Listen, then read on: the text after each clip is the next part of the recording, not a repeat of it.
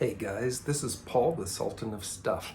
You may recall a few weeks ago that I came across a huge box of antique vintage sheet music at a local Goodwill. Like it was a whole big box of like hundreds and hundreds of these really cool looking bits of sheet music. So the box cost $50. And within a few days, like a week or two really, I made my money on that.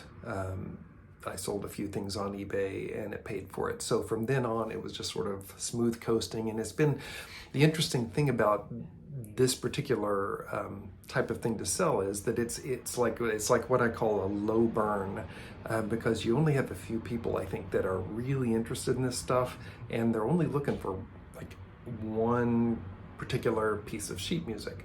So I have hundreds, and every so often the right buyer sees the right thing and they go for it. But it's like holding on to this stuff for a long time because you never know when that's going to happen. Anyway, I just made my biggest sale on one of these, and I've got to tell you about it because it was sort of like an interesting way to approach it. I've been listing all of these pieces of sheet music as, first and foremost, antique sheet music, and then, name it and anything unusual about it. So anybody looking for sheet music will know what it is. Well, I found this one piece, and I'll show it to you now. This is a piece of sheet music, and the cool thing about it is the photo that's on here, and sort of like it's weird because like it must have been shown in a movie or something, like they must have performed this, but it's the Marx Brothers, and it's really cool because it's a super early photo of them, like before they did their whole, like, you know how they would dress up later on in the movies, like A Night at the Opera and A Day at the Races, Animal Crackers. They all dressed up. They had their sort of clownish slapstick shtick. Well, this is sort of before that, really early.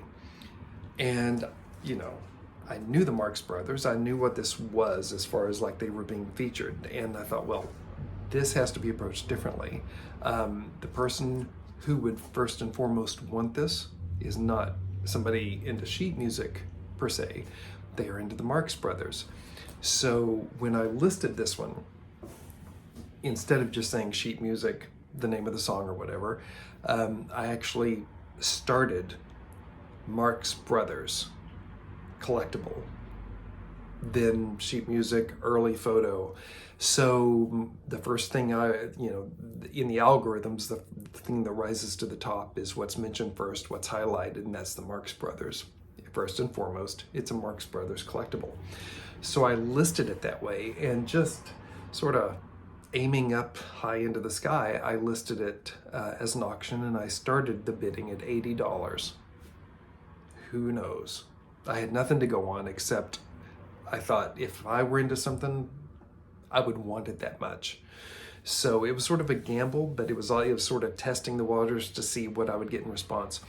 So this thing listed for a little while, and then all of a sudden there was one person who saw it and clicked to watch it, and then they bid on it. They bid $80.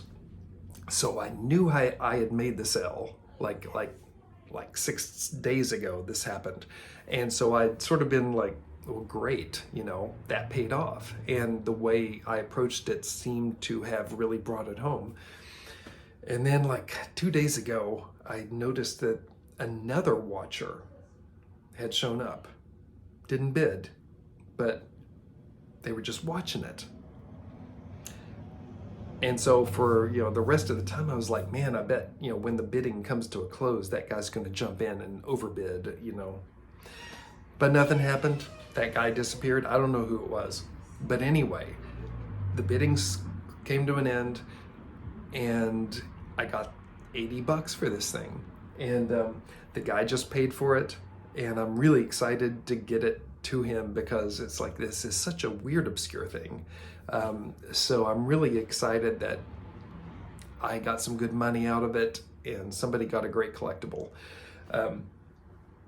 An interesting thing I'm going to sort of segue into, since I now realize it's come up, is that when I posted this as an auction, I specifically listed it as a first class postage shipping, because these things are so lightweight, and it's just, it saves you a lot of money, because otherwise if you ship priority or something, it goes up to $10 or $20, and depending upon where you are, it can be a lot.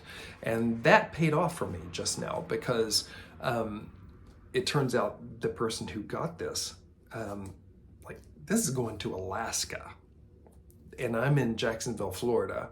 So if I had listed this as like a priority mail, it probably would have, I don't know, it may have killed the deal, because I wasn't going to pay for the postage. I wasn't going to put up free postage for this. So the person would have had to have paid. And if that person had done priority mail, this would probably cost $25 to get to Alaska, because distance matters when you're doing priority mail. So because I did first class, and I just get a big envelope and really, layer it and get it solid, cost me about $4. So that saved everybody, and it probably helped to bring home the deal as well. So these are just interesting things. The takeaway from it is, when you're listing something, think of it in terms of main interests. Sheet music is one. It's a collectible. People love it. People love all, different kinds. If you're into that sort of thing, that's what you'll look for. But then you get something that crosses over, and it becomes movie paraphernalia. It becomes, Marx Brothers collectible. And then you have to shift gears, and like you have to think of your audience when you're listing on eBay. So I feel like I did everything right to bring this sale home and actually sell this one little flimsy piece of sheet music that just happens to have the Marx Brothers on it for a whopping $80. That is super cool, and I'm really excited about it. And so thought I would share that with you. Thanks for sticking with me, just sort of rambling on about it, but it's just very interesting to sort of bring this home, sale-wise, and know what the thought process that went into that. So I thought you'd be interested, and thanks a lot for tuning in. I will talk to you later.